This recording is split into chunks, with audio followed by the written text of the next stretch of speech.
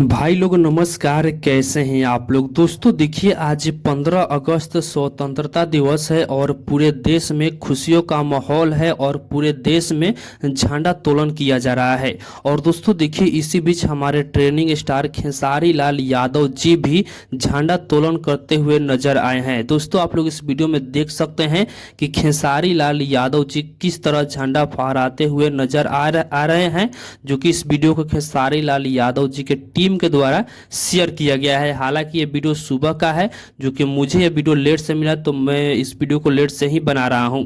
और दोस्तों आप सभी से बता दें कि आज सुबह 11 बजे खेसारी लाल यादव जी का ग्लोबल म्यूजिक जंक्शन से एक गाना को रिलीज किया गया है। तो आप लोग भी उस गाने को यदि अभी तक नहीं सुने हैं तो आप लोग जाकर उस गाने को सुनिए और ढेर सारा प्यार से बात दीजिए। बाकी फिलहाल कहिए बेटे, आप सबको ये वीडियो कैसा लगा कमेंट बॉक्स में बताइएगा। और इसी के साथ हम इस वीडियो को समाप्त करते हैं। अभी तक हमारे इस चैनल को सब्सक्राइब नहीं किए हैं तो सब्सक्राइब भी कर लीजिएगा, क्योंकि इस चैनल पे भोजपुरी इंडस्ट्री का हर एक अपडेट सबसे पहले आप सभी को मिलेगा।